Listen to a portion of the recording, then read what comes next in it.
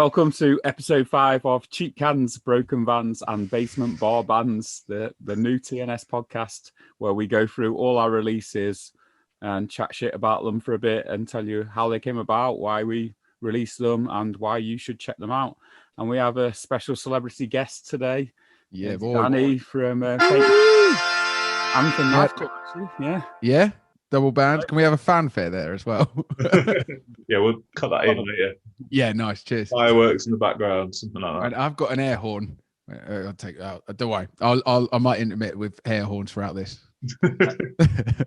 You promised us that you'd be hammered, and you seem. I'm starting. I had to nip to the show. I'm in tier 4 now. I'm like, you don't know the hardships. You're only tier 3. Thanks for dating this, Dani. Yeah. I mean, by the time this goes out, who knows where we will be? Yeah. I was going to say, this could go on for the next 3 years.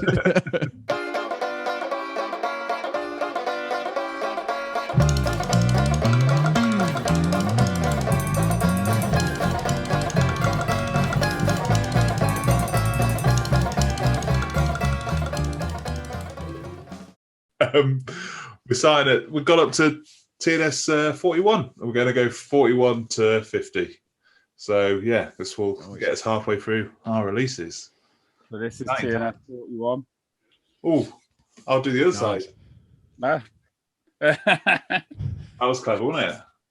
So yeah, this one's at the top as well. So it's got 2 front covers, which I'm aware annoyed quite a few people. Well, because it doesn't slide out the side. Yeah. Well, just get over it. You know, you've got to keep people on their toes. We couldn't decide which was the front cover. So we decided it would have 2 front covers. Yeah, good call. So yeah, this is a split between Revenge of the Psychotronic Man and Bootscraper. Nice. Yeah, this came about, and it's quite a bizarre story, which some people might think is nonsense, but I guarantee it's true. I had an actual dream whilst I was asleep that Revenge covered some Bootscraper songs, and I told Tim Loud about that dream at Strummer Camp. In fact, I told a few people about that dream, and they were going, "Oh, do a split." And then I told Tim Loud, and he went, "Yes, let's just do the split." So we did. Good call. Dreams can come true.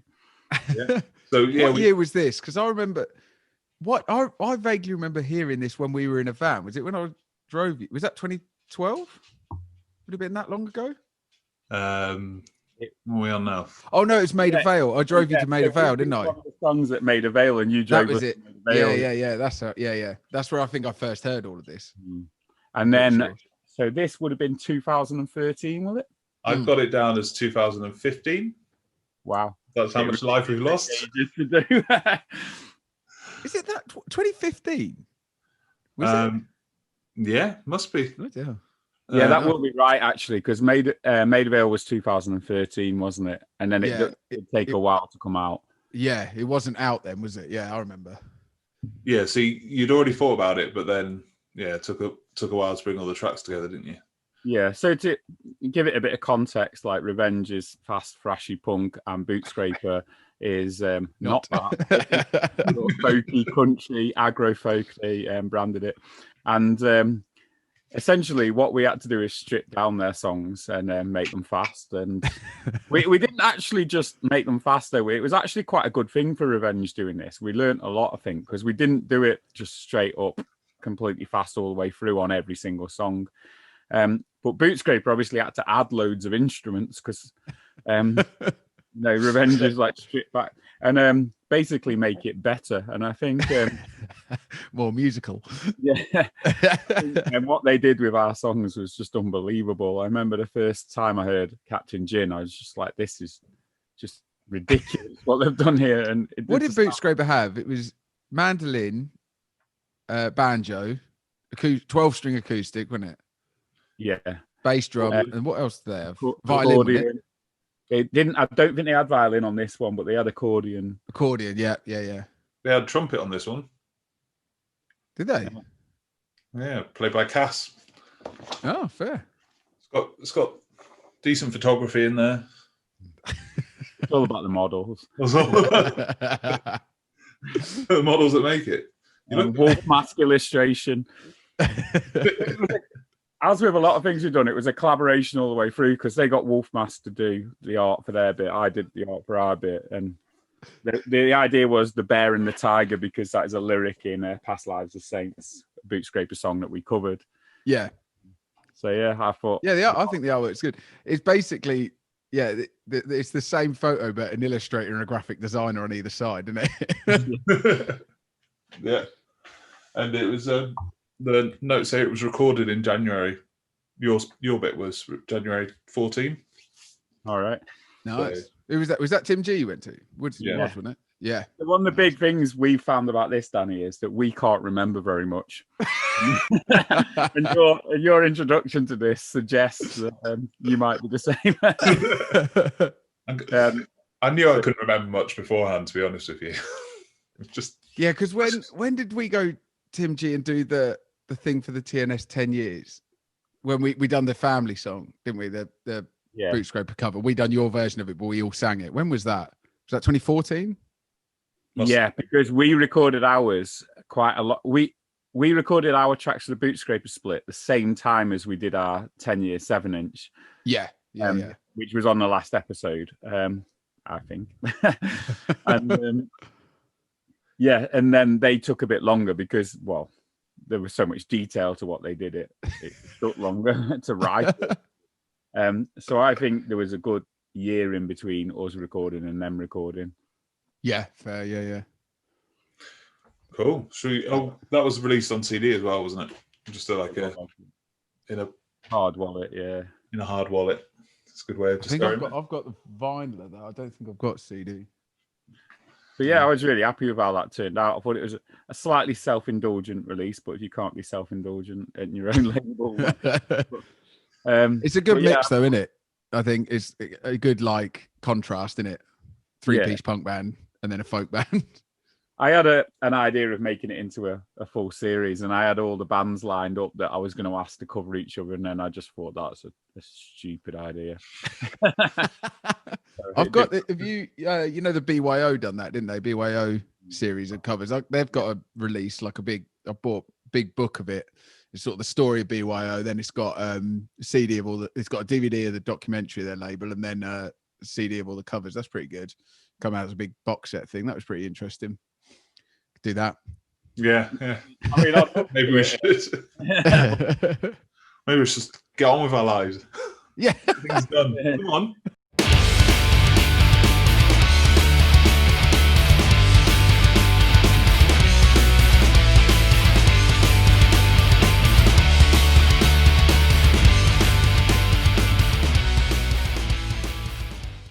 So next up,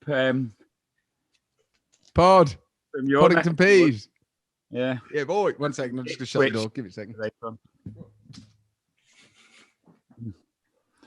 So you make a joke about Kings Lynn and Ipswich being the same place, and Danny walks off. Yeah, Poddingtons. They're good friends of ours. Yeah. So this is another split release. This was also on CD and DVD. CD and vinyl. So yeah, yes, nice. Records. They helped put this out, didn't they? Yeah. So yeah, this is the first. Is this first involvement we've had with Vanilla Pod? I think. Yeah, I think it was, wasn't it? It was. Yeah. I'd been into Vanilla Pod for years, and it was one of them where I was quite shocked when they came to us interested in doing it actually. But I was really happy about it, so we kind of jumped at the chance. But yeah, Pod were a force around here. I remember when I was getting into punk and the blue and gold gigs were the ones to go to. I remember putting on Pod when I was 16. Every gig was a $5, and then I remember putting on, I can't remember who it was. We played it. But obviously this was the first edition of Faintest idea when we were awful and really young. But that was we played it, and I remember putting on Pod, and I was walking around putting flyers up, and as I was walking around town, people were just coming up to me and were so excited they were playing. They were like, and then when we got there, it sold out within, I don't know, as soon as the doors opened, it sold out within about 20 minutes. And then back then the bouncers were an old boy and some young lad that I think was related to him. And their searching on the way in was throwing your bags on the floor to see if anything broke. And then you just went to them and went, had a word with them, and then they'd let an extra. So it was a 200 cap venue, and they'd let an extra 100 in, and then you'd split the fiver each way. So there was 300 people. Then there were people trying to climb over the fence to get in. And this gig, I'm not joking, you could not move from wall to wall to do anything. It weren't enjoyable. It was just rammed in, sweaty as fuck. And then I mean, it was fun, but it was fucking packed, like unbelievably dangerous. There was no chance anyone was going to get out there if anything happened. But that was, I think that was my first experience of Vanilla Pod. Nice. Well, Vanilla Pod, we're good at that sort of more people in a room than there probably should be thing, weren't they? Because they did pod stock, and that was one of the most ridiculous weekends ever. Was that at the Owl Sanctuary? Way. Yeah, it was at the Owl Sanctuary, which is should get a shout out really. What a venue that was, and a venue that's a Partridge reference is in my book. Yeah, that was a shame. Yeah, Pod always had good fun. That's all I'll say on it. Shall we move on then? We do release more for Vanilla Pod, so we'll come back to them a little bit. Yeah.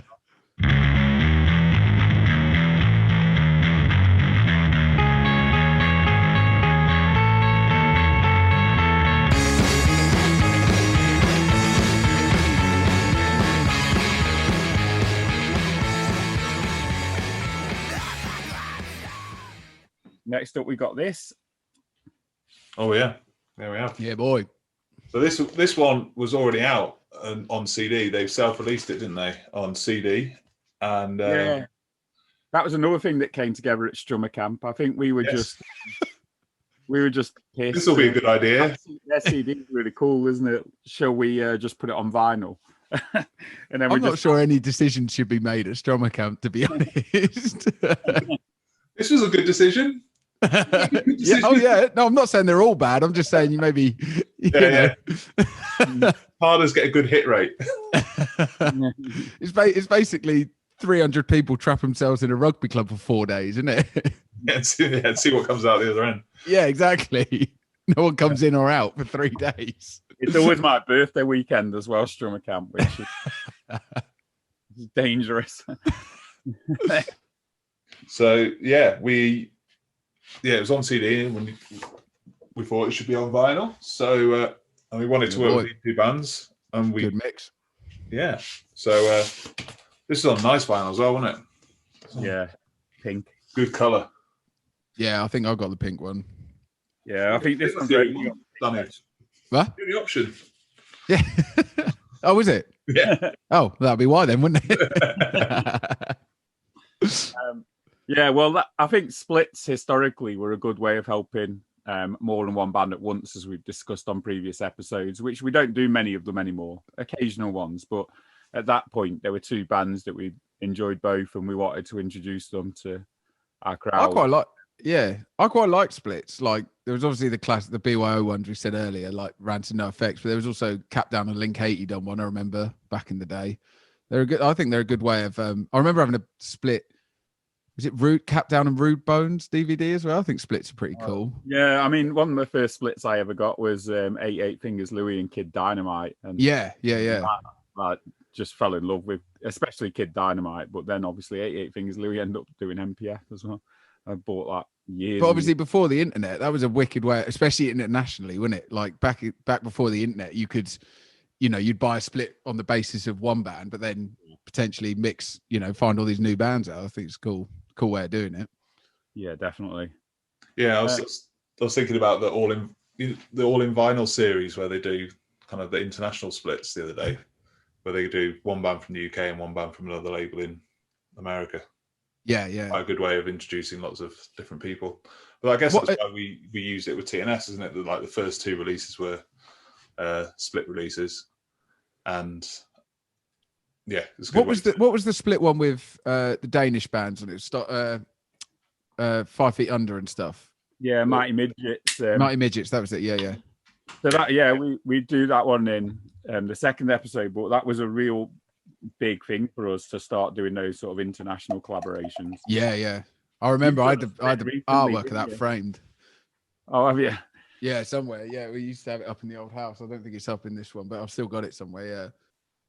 You've just done a split though, haven't you? Like an international one. Yeah. South Korean label. That was pretty cool. The just messaged us out the blue, and it was with Dan Pothurst from ME330, who were a band that Pod toured with, actually, tying it back to them, that came to the Blue and Gold years and years ago. So that was quite cool. Yeah, it's a Korean band, American band, Indonesian, and then us as well. So I mean, that cool. just says it all, really. How hard would it be for you to get heard in those places? Without... That's it. Yeah, exactly. And then they've said, like, when we do the new album, that send them some copies over and stuff. So it's pretty cool. Like, you know, build it internationally, innit? Yeah, that's how we've used it in the past, is to build those contacts. And well, we'll come on to some releases in this section that kind of resulted from that, or that was the starting point. Yeah. I mean, obviously that one wasn't an international one, but it was just a good way of getting out two bands that were relatively new at that point, and yeah, it went well. Yeah, good way to introduce people.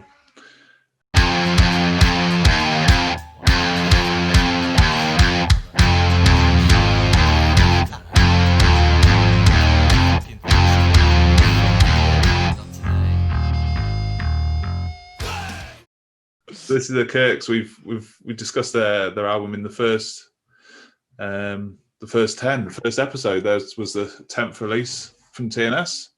I think they're the only band that's been going longer than us, isn't it? They've been going like 45 years or something. Well, they let themselves down in the photos on this one because we were laughing a lot at the photos from agriculture where they're carrying like buckets of water and stuff around the farm. It's amazing. I remember doing a TNS gig in Lynn and having, I think, 35 people stay in that 2-bedroom terraced house. And Max from the Kirkz was just in my bed and then indignant when I asked him to get out because I wanted to sleep in it. And he was fucking furious. Do you not know who I am? Yeah, that's pretty much it. I was like, can you get out? Because I want to go to bed. And he was like, well, it's fucking ridiculous. I slept on the floor in your room, actually. That was chaos. We just took everything out. There was one spare room, and then we just took everything out and just fed, like, I think 20 people stayed in there. I was just walking around trying to find somewhere to sleep, and you physical space. No one in my room. I went, Danny, please, can I sleep? And then within seconds of you letting me in, there was about 3 members of Beat the Red Light sleeping there. Yeah. I remember being woken up because I thought like our dog Louis was snoring, and then just rolled over, and it was Tim from Beat the Red Light, their drummer, who's massive, and it was just like really loudly snoring. And I was like, oh, for fuck's sake. Well, I'm the subject to fall asleep in that room, and I felt some heavy breathing and a bit of slobbering on my shoulder, and that was Louis. So Louis spooned me that night.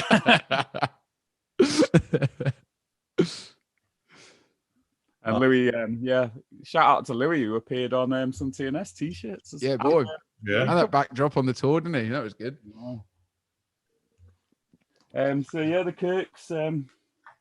So they only did this on CD, and there was only a small run of them. It's a very good album, and they let themselves down on the photos. But big fact about the Kirkz, going back to what you were saying then. So our new compilation is on pre-order now. That's the reason we're doing this series of podcasts. And until this compilation, there was 4 bands who'd appeared on the other compilations. There'd only 4 bands appeared on all 3 of them. And they were Faintest Idea, the Kirkz, Revenge, and Sounds of Swami. So Sounds of Swami, yeah. You won, because you're the only one on TNS 100. Finally. You played the game. Yeah. It's the main reason we've kept going, to be honest. Just to outlast everyone else. Master the Kirkz once told me that the Kirkz had way more integrity than Revenge. And I went, why is that then? He went, you've announced you're splitting up. And he went, we might only do a couple of gigs a year, but we won't stop. I'm not entirely sure that's what integrity is. I mean, that's just. I mean, cockroaches aren't known to be integral. Yeah. Well, there you go. Yeah. Kirkz logic. Don't delve too deep. I mean, that'd be a good podcast, wouldn't it? Kirkz logic. I'd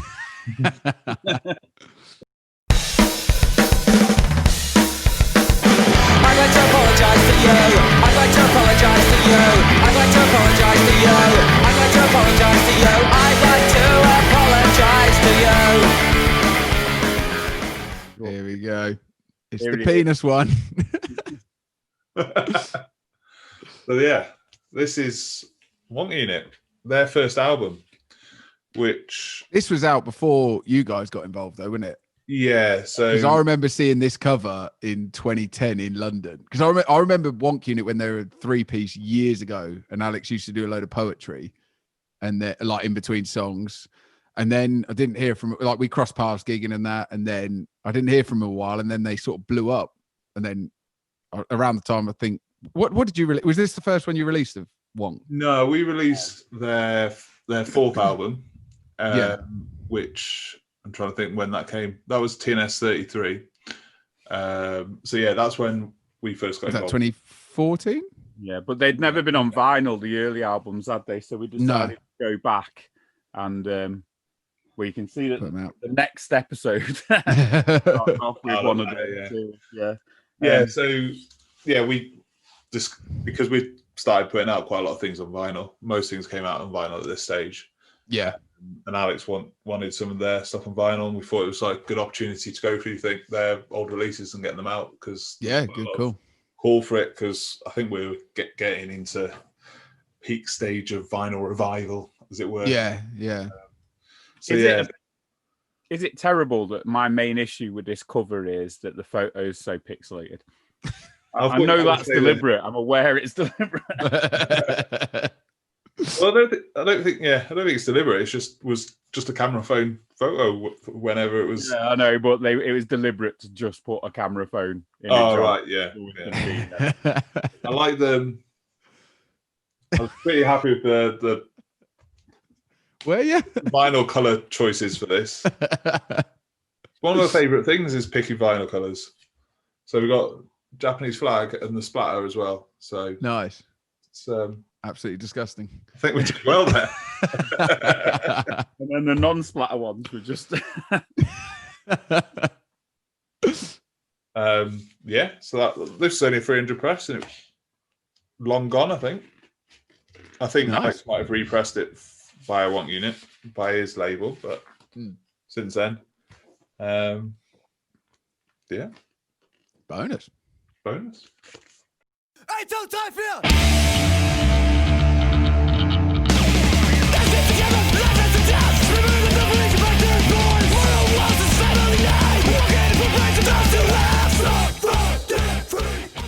So Nice. this is another release that had already been out on CD, and we joined forces with lots of labels, as you can see on the back there. Yeah. This was the release we got sent to review, which put us in touch with that whole crowd, the 5 Feet Under crowd. We got sent it to review for the fanzine. Absolutely fell in love with it, and then it had never come out on vinyl like a lot of things. And obviously, we weren't involved in the CD version because that's how we met them through reviewing that, and then became really good friends with them. And then when they did the vinyl reissue, we were dead keen to be involved. It's one of my you went over to Denmark a few times, didn't you? 3 times. Yeah. Because we were meant to go with Knife Club, weren't we? We booked our flights and everything. I've only just got my refund for that as well. Yeah. Never mind. But hopefully we'll get to do it at some point. Yeah, I mean, they want us to go over. They said the main issue is going to be like they'll have gigs back, but we won't be allowed over because the UK is. Yeah. I'm still waiting for the details of this, like this deal to filter through because, like, I'm not smart enough to have read a trade deal of 2,000 pages. Do you know what I mean? All I need to know right now is like, can we go and gig there? Like, what's the implications for us? I know long term there's other things, but like at the minute it's just like, what does this mean for us? I'm sure going to Denmark's just going to be one of those that you're flying as tourists kind of jobs. Yeah. But It'd yeah, be interesting is to this the see. first gatefold release? Trying to remember. I'm not sure either. But yeah, the next one's a gatefold as well. So Yeah. Mm. Those pesky Danes. Their gatefold. Well, yeah, this is well worth checking out. Like I you get sent a lot of stuff to review when you did the fanzine, and this is one of the things that I just completely fell in love with as soon as I heard it. And we've always used the distro as a way to support bands that we find, and we straight away we were like, yeah, we've reviewed it, and can we stock it? Because we'll try and get people listen to it over here. And then obviously we got involved in releasing it. I think they'd already split when they released it as well. And then they came over for MPF they reformed for MPF, and that was absolutely I remember. Yeah, that was a very special gig. Yeah, it was definitely one of those that we pushed on for people through the distro. Somebody going and stood next to the distro was like, yeah, buy one of these. Mhm. And they played Kaz and Biggins. Where did? Oh well, Stoj did, didn't they? Yeah. Which seems like a good point to move on. Segue.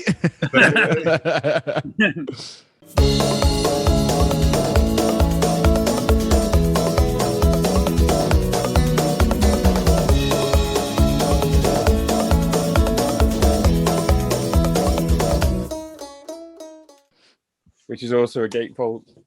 Nice.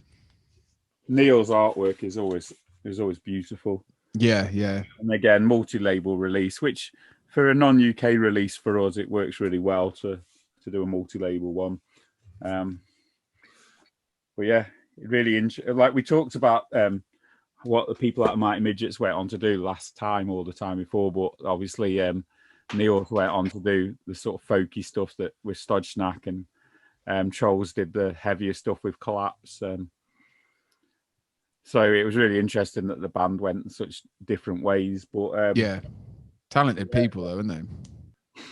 We've brought them across quite a few. Stoj brought them across quite a few times for festivals and things, haven't we? Let's ask Dani the question. How do you say it? Stoj. I say Stoj. Yeah, well, we did for ages, but apparently it's Stoj Snak. Apparently it's Stoj Snak, but who knows? I'm sticking with Stoj. I like it. Yeah.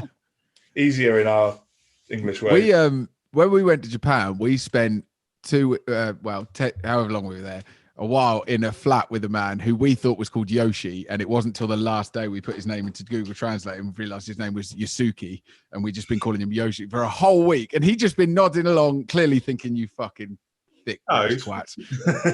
Like, he just kept doing this symbol to us, like the hang 10 symbol, every time we said, like, he could obviously understand us. And then, and it went to the last day, and I was like, oh, we've been pronouncing your name wrong, haven't you? He was like, yeah. And I was like, oh, sorry about that.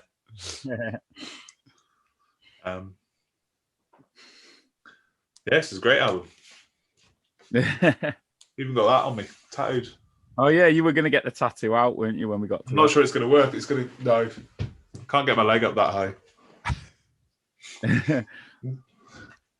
When we started the label, you would have been like dancing, fly kicking around. Yeah.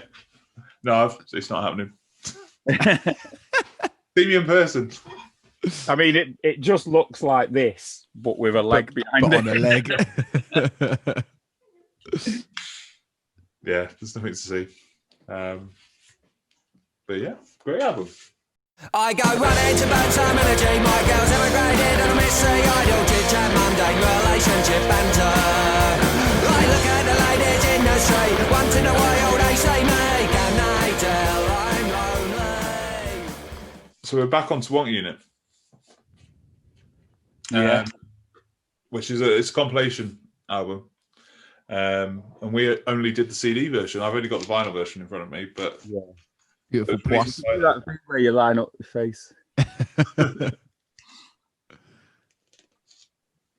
But yeah, so this is they'd released it on vinyl. It's like a best of, isn't it? Yeah. They'd released it on vinyl, and then they had a lot of people wanting it on CD. So they got a few more labels involved with the CD version. Which is not something we do now, is it? We wouldn't get involved in just the CD version of something, but At the time, it worked well because we'd been doing a bit of stuff with Wonk, and it was just nice to be part of every release they did at that point. So yeah, it worked really well. We've got loads of stuff to sell alongside it, so it was great. Yeah, always beautiful cover with other labels. It was Drunken Sailor who put it out originally, wasn't it? Yeah, that's right. Yeah, they did the vinyl version. And because there's a lot of Wonk, I think it's probably worth moving on and spending a bit more time on this one.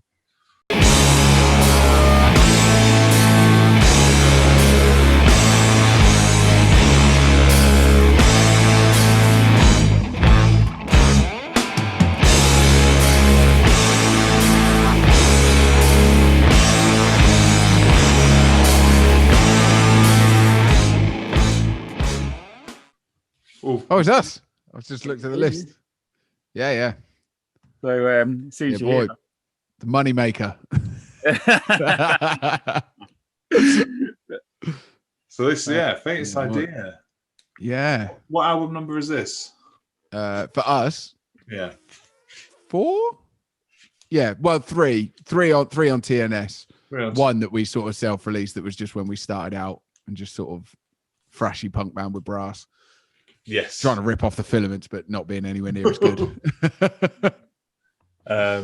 So what year? What year are we talking now? Is 2000? 2016. 2016. Yeah, April 2016. I think this came out, and then we went on tour with Jake and the Jellyfish, who are now Sunliner, in July that year. It was good. So was that a UK tour? Yeah, we done UK with them, and then we went to Europe as well. I felt bad because they're really lovely people and we're just dickheads. And then because we just done the Ouroboros video, we had loads of smoke grenade things, and then we just had a load of them on tour, so just kept letting them off. Like outside the retro bar, I just let one off and then threw it in their van as they were driving off. And then there's a video online of us where we played Bolter and then we rigged it up to their back wheels. So as soon as they reversed off, it pulled the pin on them, and then both the back wheels started releasing smoke grenades bang in the middle of this festival. But they're still friends with us, so I think that says more about their character than ours. You've got to have some redeeming features for to piss all these people off. And yeah, I know. I don't know what they are, but there's some somewhere. I mean, I've grown to like you. Yeah, exactly. It's only taken 12 years, but we got there. I'm going to ask you a question, which I hate it when people ask me. Where does this stand in your list of Faintest Idea albums? How would you rank it out of all your albums? I'd say so. It's a weird one where it was like it felt like we were on a roll, but because half the songs have been done with G, and then we got Brew in, so we were having to learn the songs really quickly with a new drummer, which isn't always ideal. But then we were working with Jerry, who done Civil Disobedience by Cap Down and done King Prawn and all that. So like the production was like wicked on it.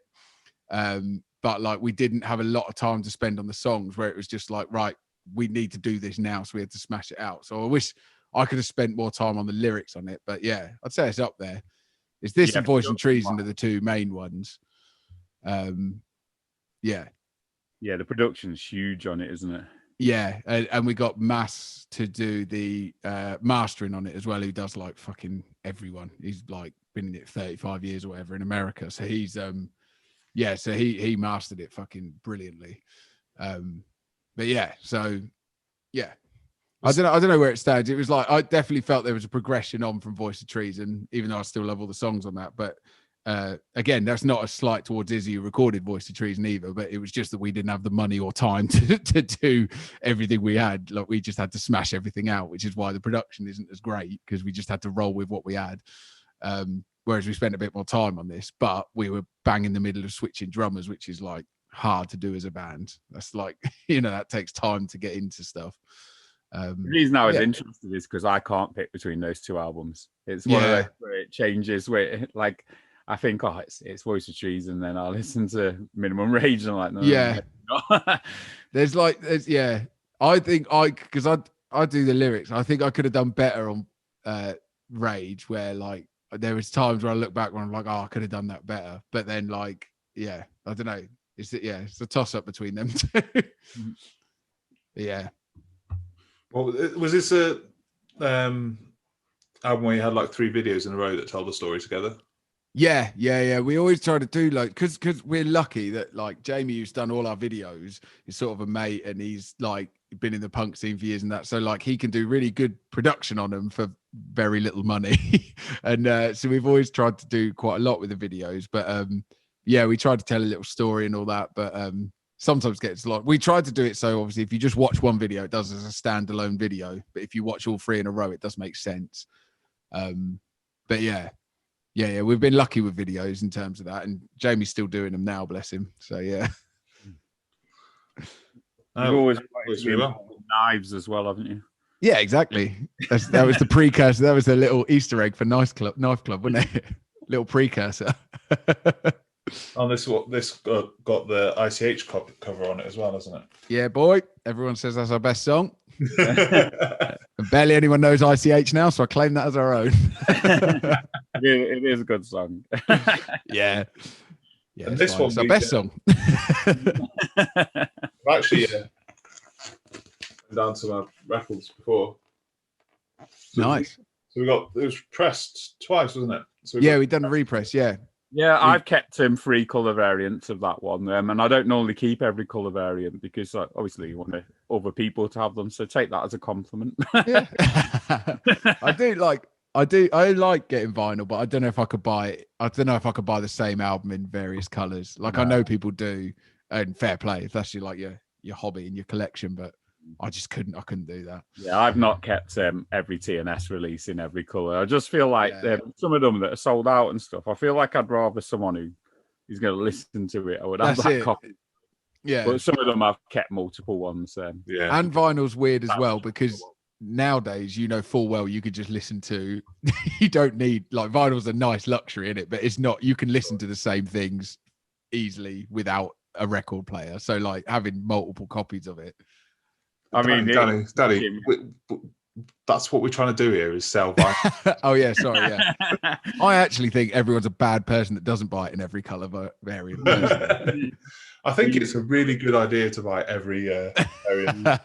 Every edition, every limited edition. I do hate myself when I'm sitting on the couch and I think, all right, I want to listen to this, and the vinyl is there. I could in my living room. I could just get it, and I go. Press a button on my phone where I have to turn it over. It's appalling. But like that's a collectible thing, isn't it? Yeah, I don't get me wrong, I like having it because it's the same. I've got a shitload of CDs that like I can't part with, but also I haven't listened to a CD in fucking ages. But like it's that collector's thing, isn't it? Especially if you and like with our scene, it's supporting people, isn't it? It's part of the whole thing. Is you massively help the labels and the bands, and then. And you get massive artwork. It's a cool thing to own, I think, personally. But it is, it's expensive, and that looks better that size.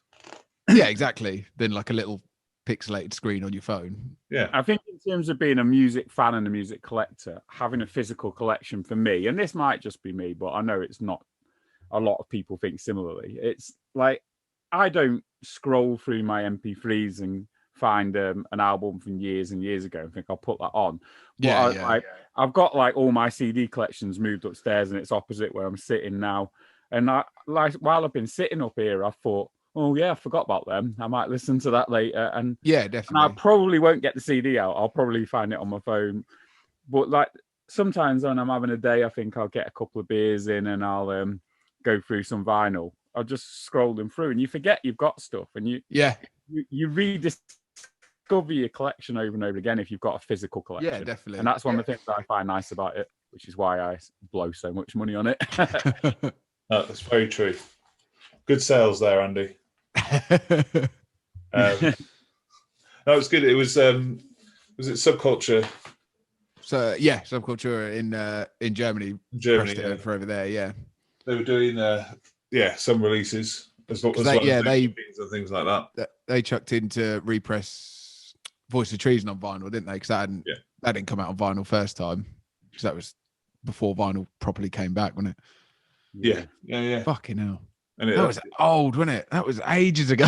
It was before we could afford to put anything on vinyl. That was 2012. That's nearly 10 years ago. Oh, it's not fucking hell.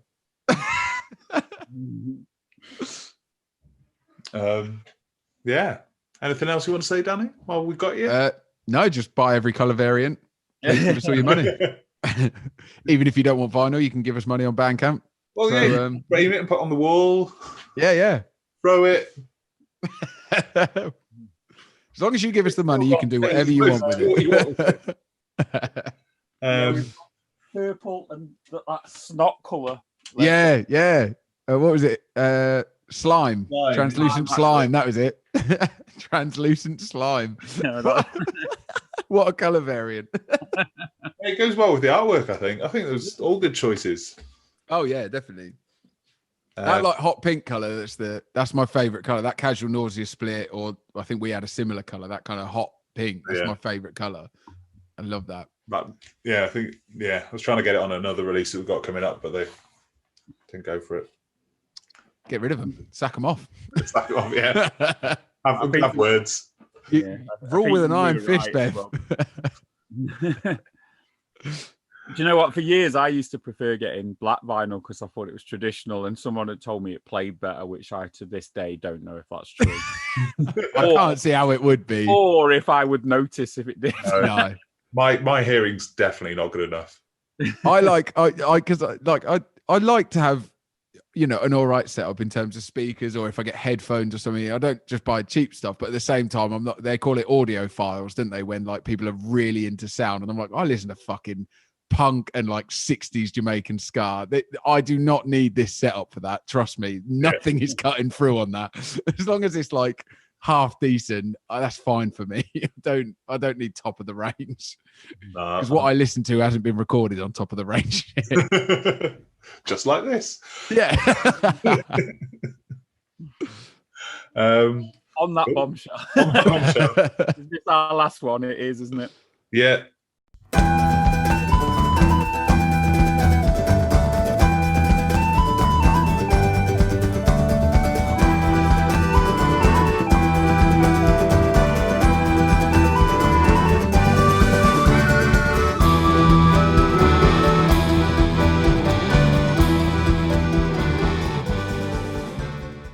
It's the first appearance of a band who Scoundrels.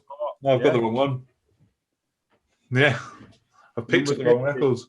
Dan Plan was very happy to be TNS050. That's a good number. Bang in the middle. Talking of vinyl collectors. Know that then, though. Well, yeah. It won't be soon, so. Yes, first time working with Total Scoundrels.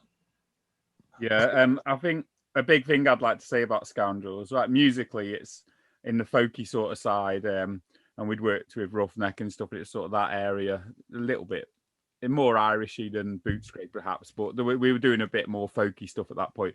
But a big thing about Scoundrels is that should be really commended is the way they've built a scene in Hastings. Oh yeah, it's impressive. You just like when we first went down there with Revenge, it was just like there was a group of people who were really passionate about putting on gigs, getting people involved, getting a group of bands who work together. And it was just really, really amazing to see. And sort of, I feel like we've been there from the start of that building up. And to have Scoundrels on the label and stuff, it's been really nice. You've seen every aspect of that scene turn into a scene that like is one of the best in the country, I would say now. Yeah, every time we've been to Hastings, it's been great. Wild crowd. People travel to the gigs there. I mean, it's a nice place to visit, actually, isn't it? And yeah, it's got beach and all that.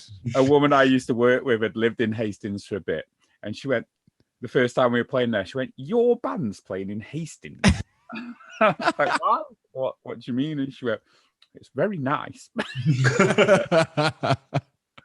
Yeah, it is one thing that we've probably, if you listen to the other episodes, we've said throughout, is that we very much like to work with bands that support the scene and actually build stuff themselves in their own communities. And well, it kind of helps us out as well, because you need bands that actually appreciate the work that goes into definitely something out, and actually being able to put work in, because obviously with DIY we do stuff in our spare time, so to actually achieve anything we need bands to put in a lot of effort.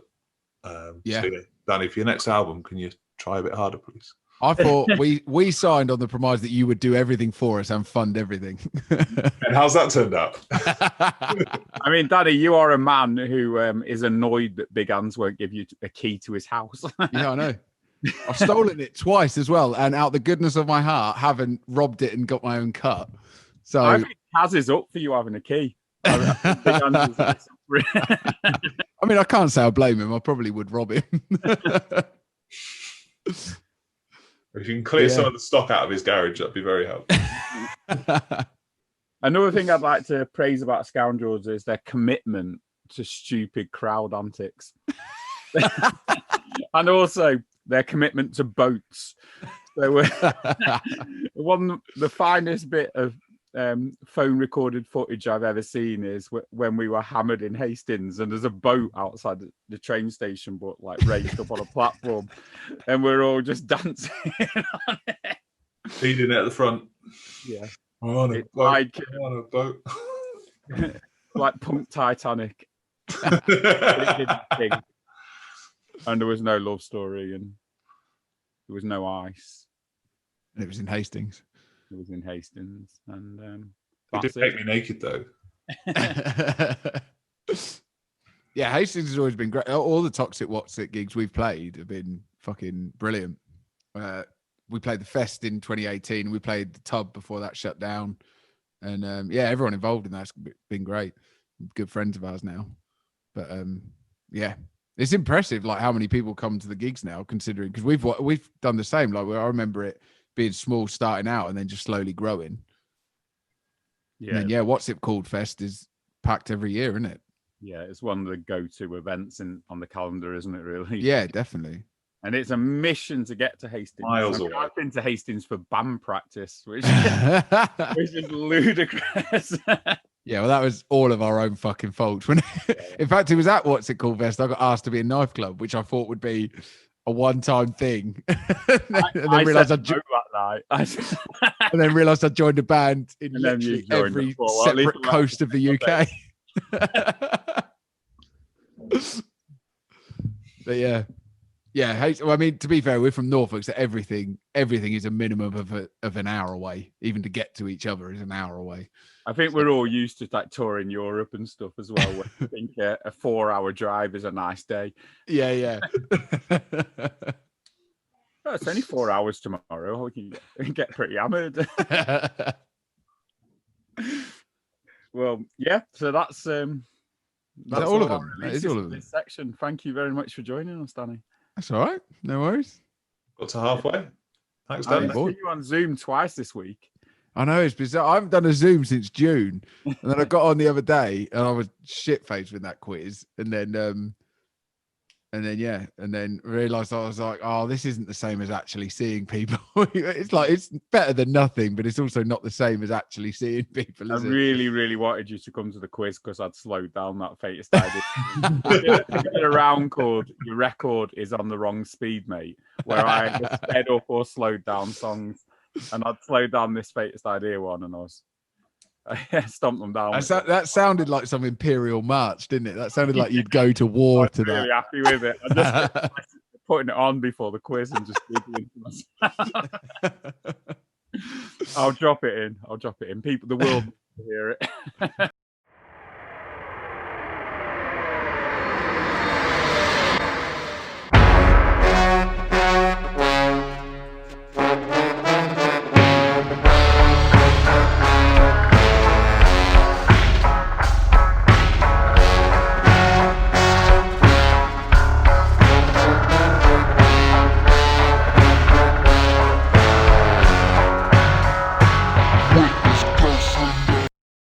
I'm hoping that we can actually see each other at some point when it's not over Zoom, but yeah, that might be another few months. Yeah, in 2022. Useful for Knife Club to see each other before we do a gig, I would say. Wow, we've got this far with one practice. How many times have we been in one room together? Once. No, twice, haven't we? We had a practice and then recording, wasn't it? Practice, photo shoot, and then recorded. Oh yeah, loads then. right order. I mean, the practice was a bit surplus to requirements in my mind. Photo shoot and recording would have been enough. I mean, where do you go from there? I don't know. So yeah, shall we leave it there then? It's good to see. Yeah, and hopefully see you in real life in a not too distant future. Who knows what the world will be like when this episode goes out. I hope music still exists. Yeah. On that happy note. See you later. Cheers. Well, my honest summing up of it all is that wherever you look now, money's spoiled it. The queen got the no white ones in the top. There's so much in my lower. Everyone's excited for the goat.